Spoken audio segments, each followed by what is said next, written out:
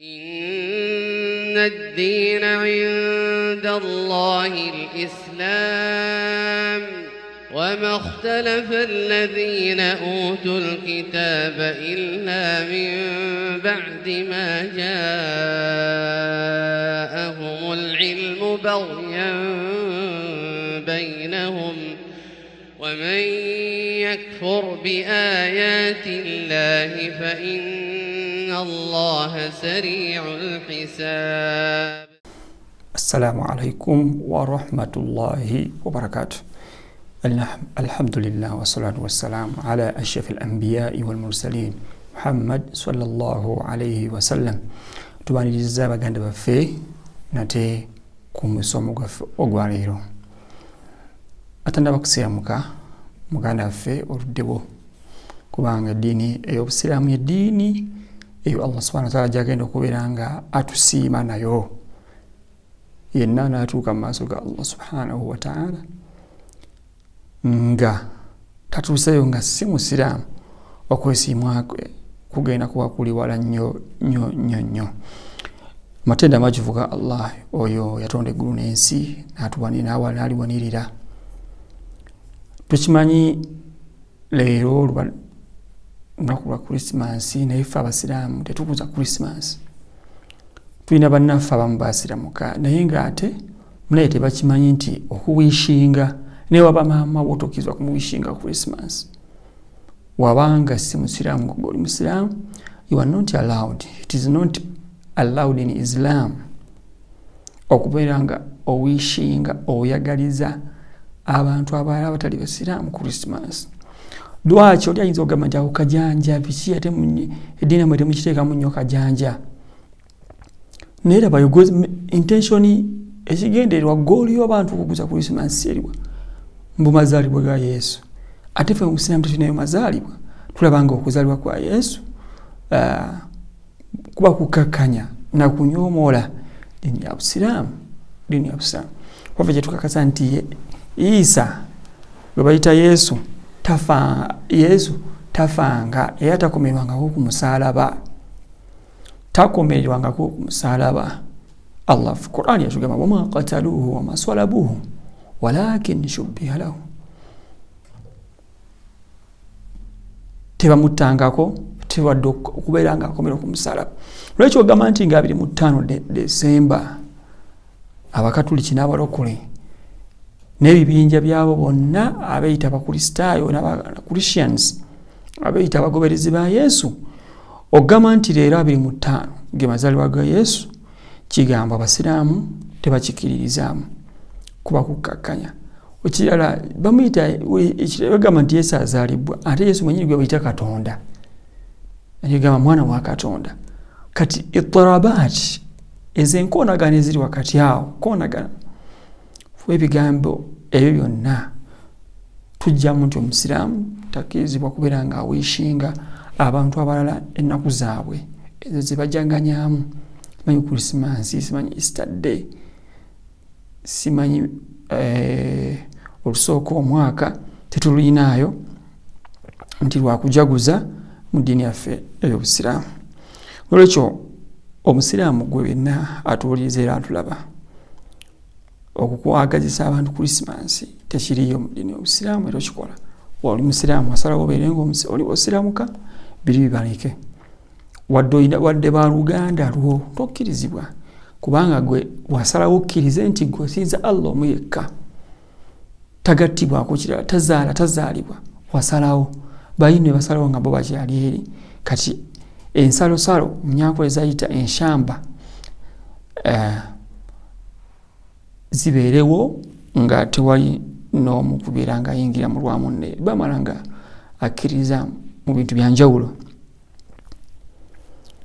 Twalaba tugenda mu zola nga tulaba empisa za Nabi Muhammad sallallahu alaihi wasallam n'ebifo ebyafa ebimukwatako n'okuwangaala kwe kweyawangaala baina dhahrani sahaba, wakati nga awangaala ne basahaba be abayigirizwa be abayizi be beewangaala nabo.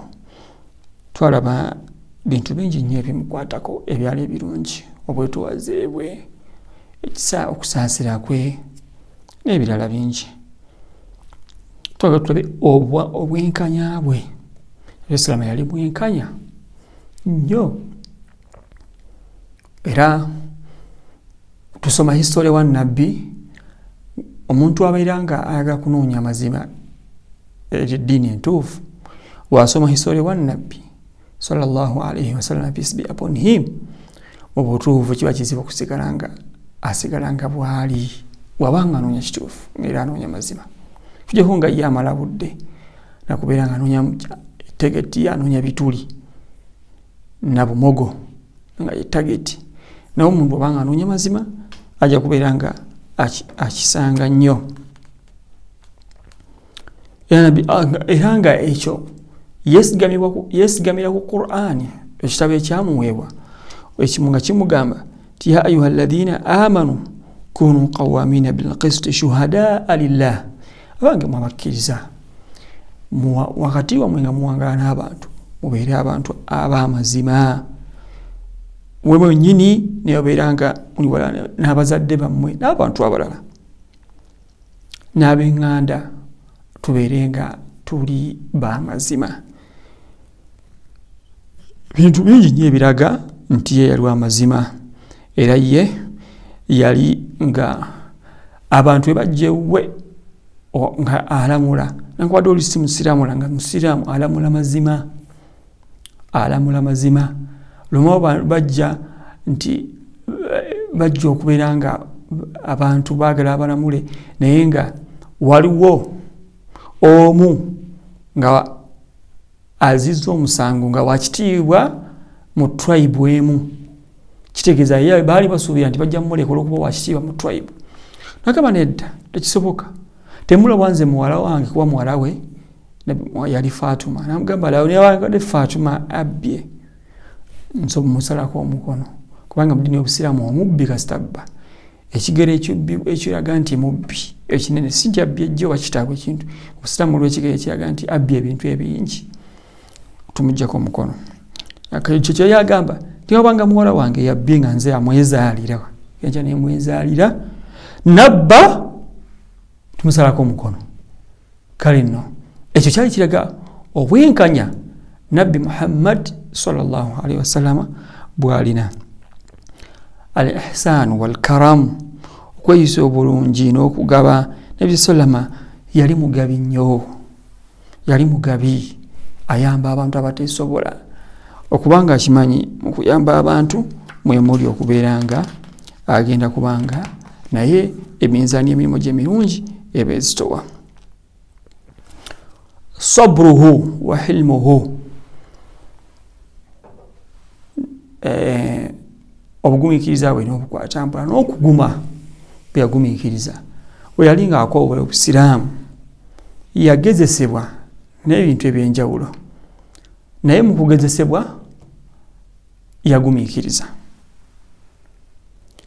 N'abanga yatuuka ku buwanguzi, yatuuka ku buwanguzi. Abantu bamufulumya mu Makka, bamuŋŋangusa e Taifa, baamukuba n'okutuusa okubeera nga ebyafaayo bitabimubiroga nti yavaamu amannya. Naye n'agambibwa abantu baabo bakutuusizzaako obuvune, okosebbwa, lagira tubaleko gye tubakola. Langa mugamba Nabi sallallahu yagamba tubaleke agamba idhabu wa antum tulaqa. Oba oliawo ku migongo gyabwe kuyinza okuvaako abantu ate abanasiramuka eddiini ne babeera nga bajuwisa ekitiibwa. Ekyo bihadihi almunasaba, n'ensonga eyo nkuutira mwoyo gwange n'egyammwe okubeera nga tubeera bakkiriza abannama ddala, abo abagenda okujja kulya mu kiyama ku lunaku lw'enkomerero nga twayitusa tuli abantu abatuufu. Eddiini y'Obusiraamu tujagazisa abantu mu bulungi. Oyo yenna nga ali awo gamba nti nze Obusiraamu bwatamala kuba gundi, oba naliko mu famire emu nga y'Abasiraamu oba y'Abawarabu ng'empisa bubi. Ekyo si kyekwaso, kubanga Obusiraamu si bikolwa by'abantu. Obusiraamu nkola ennuŋŋamu era esomesebwa ennungi eyisa obulungi eri buli kinafu n'ekyamaanyi. Olaba butuuka okubanga bisolo byotuwangana nabyo tubiyisa bulungi, ebyo si nkola yaffe okubeera nga abantu tulyazaamaanya. Wa sallallahu ala sayyidina Muhammad wa ala alihi wa sahbihi wa sallam. Assalamu alaikum.